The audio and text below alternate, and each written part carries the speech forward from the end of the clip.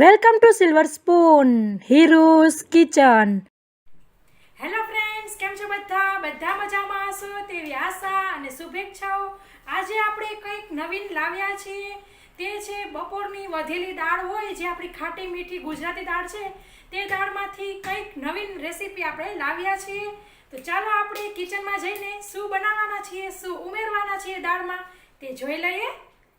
જોતા વેત કોઈ ન કે આ વધેલી દાળના થેપલા છે, એવા સરસ મસ્ત રૂ જેવા પોચા થેપલાની આપણે રેસીપી જોઈશું, અથવા તો તમે દાલ પરાઠા પણ કહી શકો છો, મસાલા દાલ પરાઠા પણ કહી શકો છો.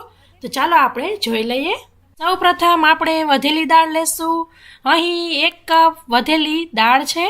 દાળની અંદર 2 ટેબલ સ્પૂન કસૂરી મેથી ઉમેરી દીધેલી છે. તમે તમારે દાળને ગાળવી હોય તો તમે ગાળી શકો છો, મેં અહીં ગાળી નથી. પછી આપણે તેની અંદર ગાજરને છીણીને ઉમેરી દેશું. ગાજર છીણેલું ઉમેરવું બિલકુલ ઓપ્શનલ છે. તમે બીજા કોઈ પણ શાક મનગમતા ઉમેરી શકો છો. પછી મેં આવી રીતના ફ્રોઝન કરીને લસણ રાખેલું, હજી તમે જોઈ શકો છો એવું ને એવું લસણ છે. તો આપણે આવી રીતના થોડુંક લસણ ઉમેરીશું.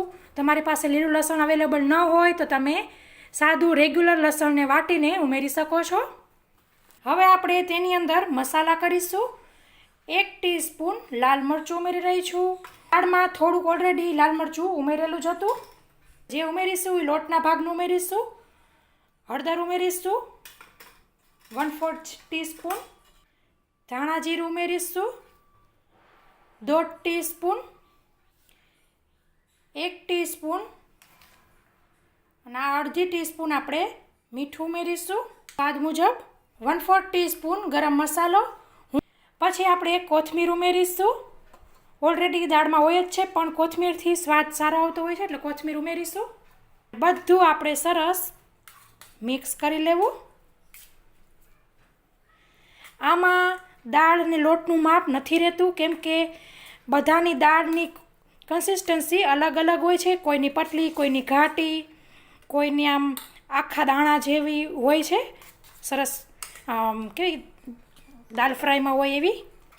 એટલે જેટલો લોટ સમાય એ પ્રમાણે, અથવા તો લોટમાં દાળથી બાંધવાનું તે પ્રમાણે તમે કરી શકો છો.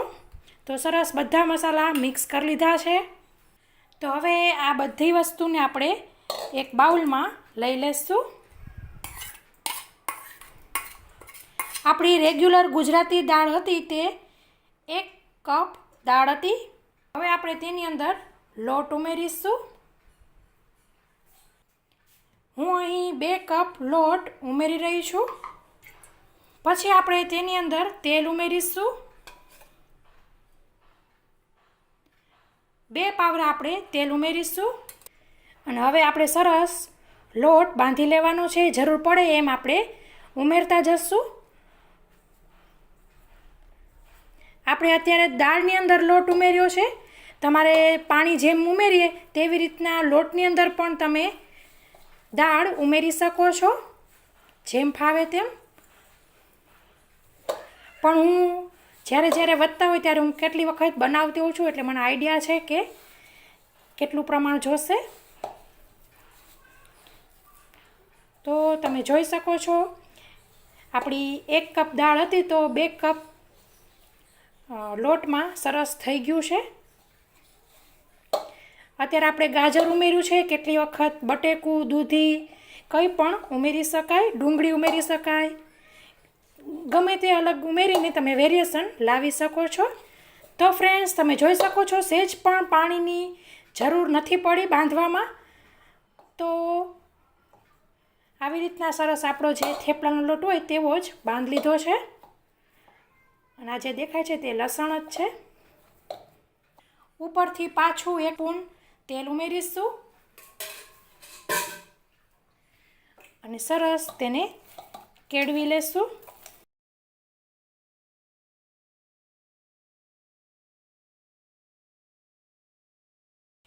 તો ફ્રેન્ડ્સ, તમે આવી રીતના સરસ મસળશો તો તમારે સેટ થવા પણ રાખવા દેવો નહીં પડે.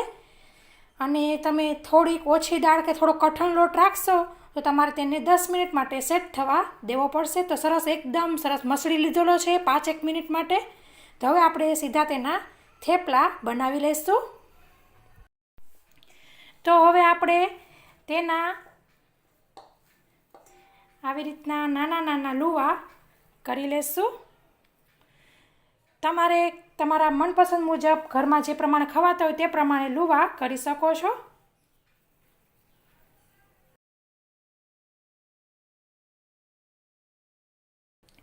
તો ફ્રેન્ડ્સ, આવી રીતના લુવા કરી લીધા છે. અટામણ માટે લોટ લઈ લીધો છે. જેમ આપણે રેગ્યુલર થેપલા વણીએ તેવી જ રીતના આપણે વણી લઈશું.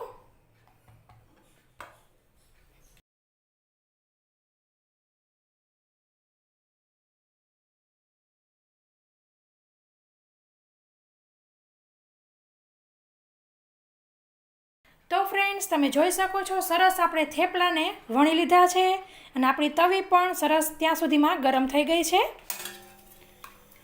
તો આપણી તવી સરસ ગરમ થઈ ગઈ છે અને સૌથી પહેલી થેપલું હોય ત્યારે આપણે લોઢીને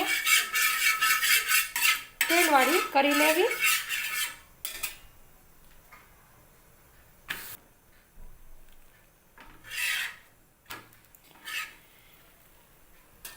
પછી આવી રીતના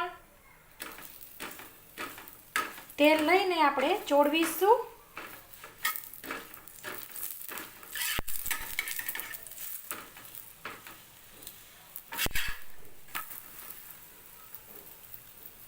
તમે ઘીવાળું ફાવતું હોય તો ઘીમાં પણ ચોળવી શકો છો.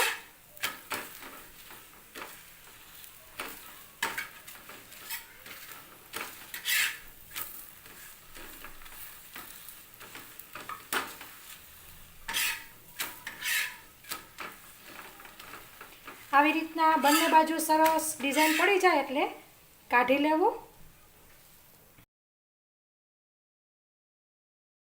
તો ફ્રેન્ડ્સ, તૈયાર છે મસ્ત એવા આપણા પોચા લવરક જેવા.